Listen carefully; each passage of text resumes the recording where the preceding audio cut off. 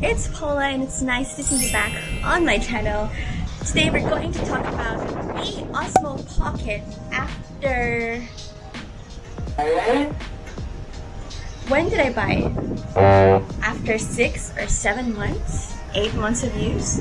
If you're looking for a techie video about the OSMO Pocket, please head on over and look for other videos because it's not a techie video. I will not go into the nitty-gritty of the tech stuff. So I'm gonna give you my opinion, my experience, my stories, how it is to use the OSMO Pocket with a beginner's perspective.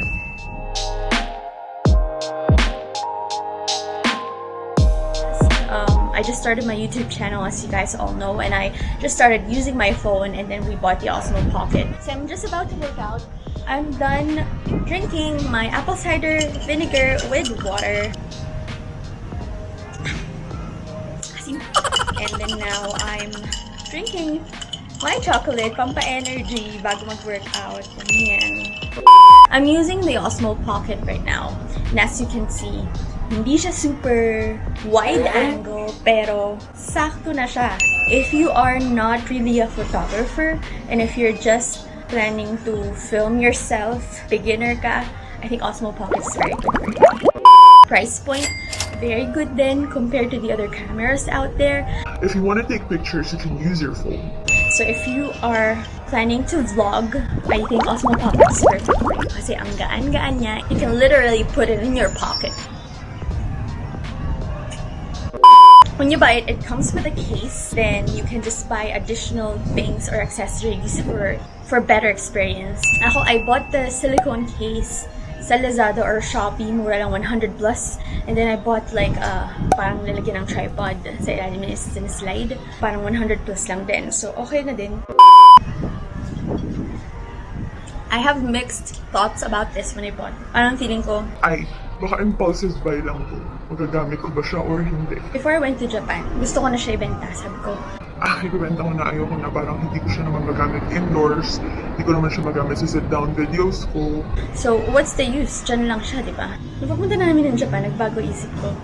Ayoko nang bumili ng camera. Sobrang saya ko sa OSMO Pocket. Battery life, if malobat siya, you can use your power bank. Hindi naman siya mabilis maubos. They say na 1 hour to 2 hours lang siya. Pero, the truth is, kapag nag-film ka naman the entire day, on and off naman yan eh. Hindi mo naman siya bubuksan na from the time na lumabas ka ng house until yung pag-uwi mo. Nalobat yung camera sa Japan, I think mga 6 p.m., 7 p.m. I'll put the link here somewhere para makita niyo yung quality ng videos on my Tokyo vlogs.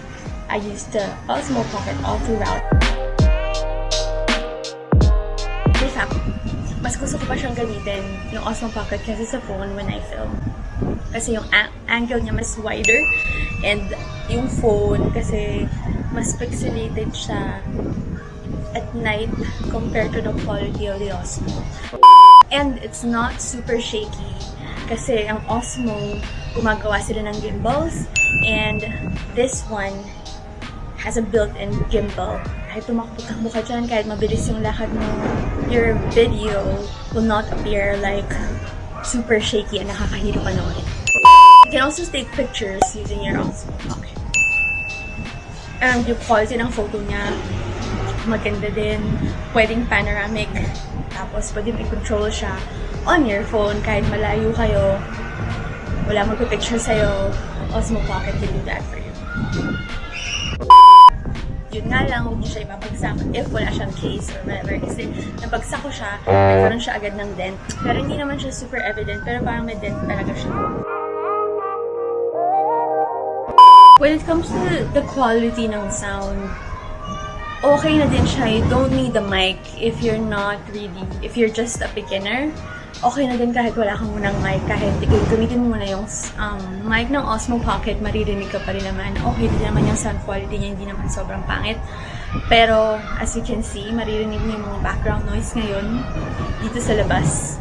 Pero if you want to eliminate that, you can buy your own mic and then put it in here as an accessory. Pero, madedefeat yung purpose ng OSMO Pocket. Magiging bulky siya if you put in too much accessories on it. Meron siyang settings na you can like arrange on your own, like yung ISO. Hindi naman ako familiar sa mga ganun. I tried to watch YouTube videos about it, tutorials, pero nag-fail ako.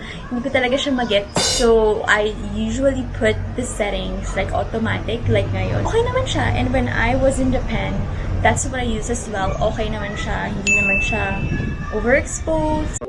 And yung memory niya, you can always buy an SD card kung gaano kadaming memory yung gusto mo. Overall, I think very, very worth it bilhin yung OSMO Pocket.